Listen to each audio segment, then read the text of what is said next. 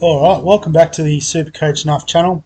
In this video we're going to look at Fantasy Premier League for both Game Week 14 and 15. So, bit of a wild week. In terms of Game Week 14, I just completely forgot to get on before the start of Game Week 15. And then there was a bit of chaos obviously around the postponement of the Merseyside derby, that sort of thing. So we'll get everyone up to date and we'll go from there. But Game Week 14 ended up okay with 67 points. And that was mostly due to the fact that I accidentally didn't actually save the change to the team. So obviously I did trade in Palmer and I did have him as captain against Southampton, but I wasn't smart enough to save it. So I did revert back to Mo Salah, who carved up with 2 goals, 1 assist. Got the job done against, I forget who that was against, Man City, that's right. Oh no, sorry, Newcastle, the one game they actually played. So that was a fantastic result for me. Elsewhere, backline sort of flooded to deceive. Rogers got a goal, Palmer got a goal, which was nice. Yeah, Pedro an assist. Gabriel missed out with injury. I was hoping that was a one-game thing, but clearly that didn't work out. And so then game week 15 just came and went. And again, I missed out on the postponement news, so missed out on Salah. Had Saka as vice-captain, that was a flop. Palmer this time getting the 2 goals and the assist against Tottenham. Fernandez getting a return, which was nice. Lewis getting a goal, then get himself sent off. So we're missing him this week. May also be missing Gabriel again this week. So there's a bit to unpack in terms of the team. In terms of the league, quickly reviewing that, if I can remember how to get to it. So if I go back to game week 14, had a good win over Havertz, got a clue, also top scored. So again, leaving the C on Salah worked brilliantly. But this week, wasn't so lucky. Jed Mack is bottom. 66 was actually the top scorer in the league.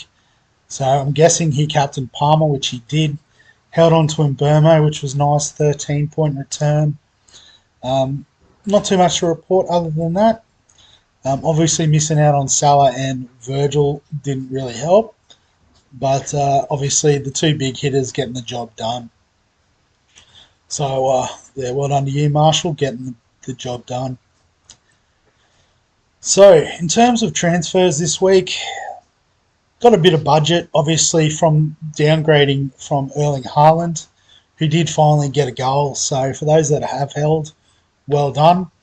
But in saying that, I am pretty comfortable with my juicy-looking midfield here, if I'm being honest. You know, in Burmo, I did trade out. You know, it does have still some tough fixtures ahead. Chelsea, Forest isn't the easiest. Brighton's not the easiest. And then Arsenal, Man City, Liverpool. So pretty happy to sort of wait until after the Liverpool fixture to bring him back into the fold. And even then, has another little tricky run there for a few weeks. So probably not going to worry about him. So it's either fixing up our defense. Obviously, we're a little bit off at the moment. Lewis is only going to probably miss 1 game. So suspended until the 21st, which I'm pretty sure will be at the next round. And seems to be playing quite an advanced midfield role as well, which is pretty handy. So I don't think we're trading him out. Gabriel, hopefully, given the 2 games off, should be back. Has a great run of fixtures. You know, Everton, Chelsea, Ipswich, Brentford, even Spurs at home you'd back to do all right against. So I don't think we're trading Gabriel. The question is, do we go back to a Trent Alexander-Arnold potentially? And if so, for who? So just having a look at Justin's upcoming fixtures. Newcastle, Liverpool in the next 3, Man City. So I think he's the prime target. We'll just have a quick look at Hall. So it has a nice sort of run over the next month. Right, Nori, pretty decent set of fixtures there too. It gets a little bit tricky after the next couple. So I think Justin is more so the more emergent sort of trade. So if we have a look at our defence, so the obvious one is Alexander Arnold. We've got the budget to bring him in, but it does sort of limit our ability to then upgrade up front, which is probably the other trade we want to do this week. So as much as I like Trent, and they've got a great run of fixtures like Man City in round 26 is the next one you'd be super worried about. Um, it's probably just a bit too expensive.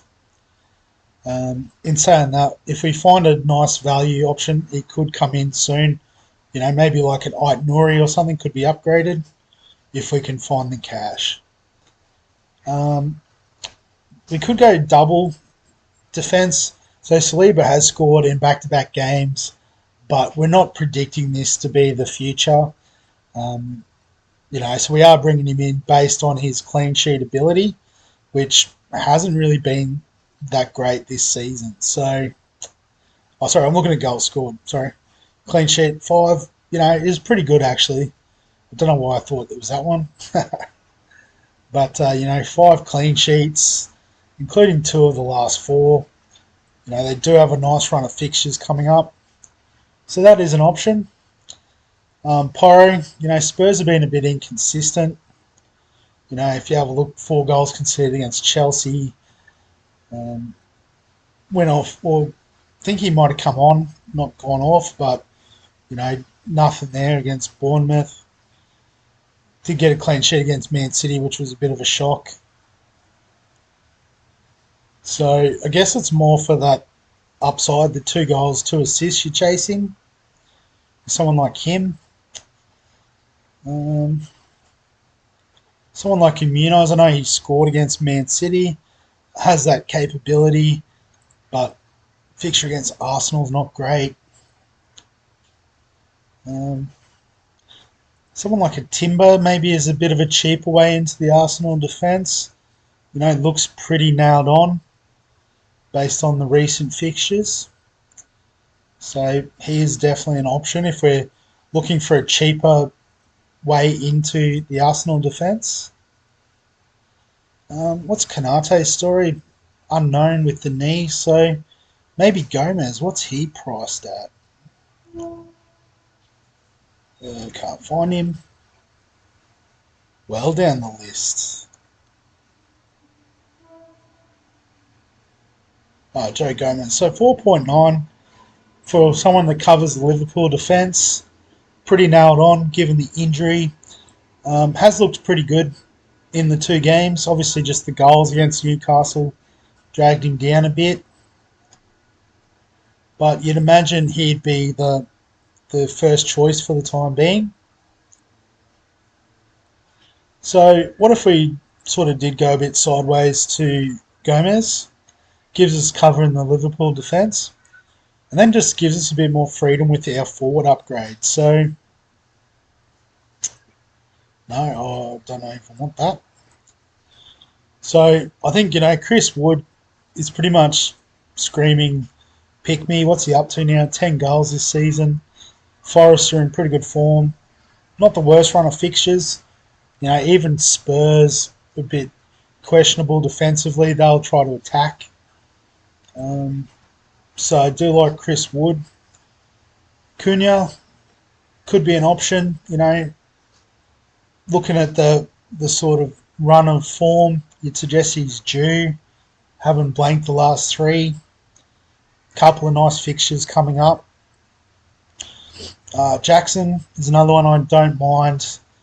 Pretty much the starting number 9 there. Great run of fixtures. Is a bit more expensive though, is the only issue. I don't know if we can quite reach up to him. So I think it's going to be Jimenez. So we could go to Jackson. Or we could sort of maybe step our way up towards a Wood and a Cunha, perhaps as a partnership with alongside probably João Pedro. So who do we want this week? Wood against Villa. Cunha against Ipswich is probably the preferred. So if we bring him in this week, it probably leaves us to lap up to Wood next week. And then pretty happy with how the squad is shaping up. So let's make those transfers now, nice and early. And then in terms of the lineup, we do want to bring Gomez in. So who do we bring him in for? I mean, Murray against Ipswich at home is a good matchup. Leicester at home is a good matchup for Hall. Gabriel we obviously want to keep. But we do like Gomez as well.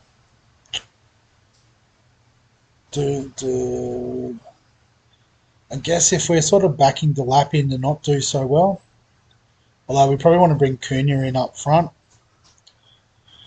So I think we go all in on Wolves. So Cunha in.